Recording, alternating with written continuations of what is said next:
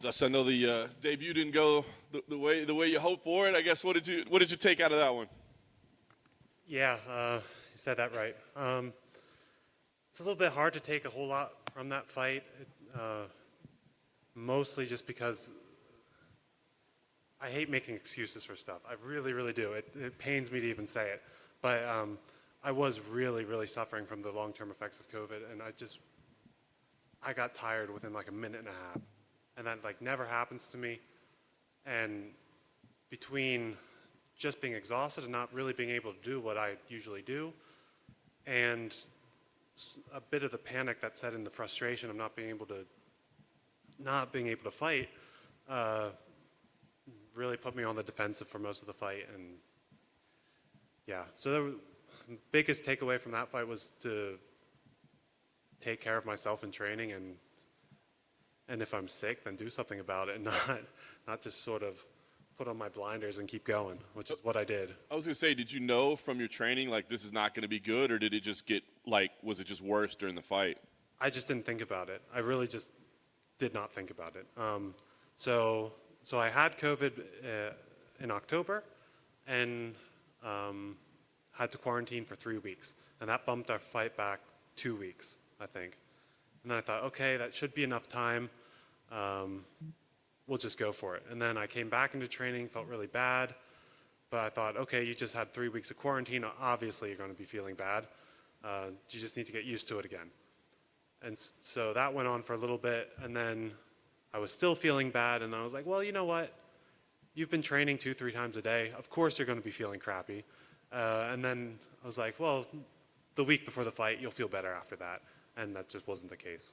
Wow. So I was going to ask, 8 months, was that by design? Did you, like, take extra time between fights? I'm sure if you were healthy, you would have fought frequently, more frequently. Was that by design? That was by design. I had decided as soon as the fight was over, I was not even going to think about scheduling a fight until I could train normally again. And that took a really long time. Not because the effects were really that bad. It turned out just to be a micronutrient deficiency. Just needed to take the right supplements and I was fine. But it took until April until we found out what it actually was. So lots and lots of tests, lots of working with different doctors and hospitals and specialists until we actually found out what was going on. Because it being a respiratory disease, everyone's looking at heart and lungs, and it just took a really long time before they're like, well, the effects are a lot like overtraining. Maybe it's a supplement, or maybe it's a nutrient deficiency, and that's what it ended up being. Crazy. So I guess now, is this like, kind of feel like your debut in a way? Like, hey, I know I'm 100%? It feels like my debut with a lot more pressure, because now I had that very disappointing performance. Even if I would have lost, it would have been a lot easier to swallow if I could have at least put up a performance that shows what I can do. And so having that really lackluster performance be my first real introduction into the UFC was heartbreaking, to be honest. And so now it does feel like my debut. It's like, this is the real Dustin coming in, but with more pressure. Understood. What do you think about the matchup with Rodolfo? Obviously a specialist. You know what he's going for, right? Yeah, I've said it before and I'll say it again. I think Rodolfo is the best opponent that I could have wished for in the UFC roster right now, as far as his skills matching up to mine and his name being as big as it is. I think I have a really, really good chance to finish this fight and to really show what I can do. Of course, especially in the first round, the guy's an absolute beast on the ground. It could go pretty sour and he ends up choking me out, but I think I have a really, really good chance in this fight, and I'm really excited to show you all what I can actually do. That's awesome. And last thing for me, I was going to ask, obviously you want to get your hand raised, you want to get a win, but is that the goal, to kind of put on a performance that makes people realize, like, hey, that wasn't really me out there last time? Winning will do that. Hey, man. Just to clarify, you said the nutrition deficiency was that definitely related to the COVID, or was it something you just had underlying that they didn't even bother checking because you'd had the COVID? I don't want to go too much in detail about it because for fear of messing things up and saying something wrong. Okay.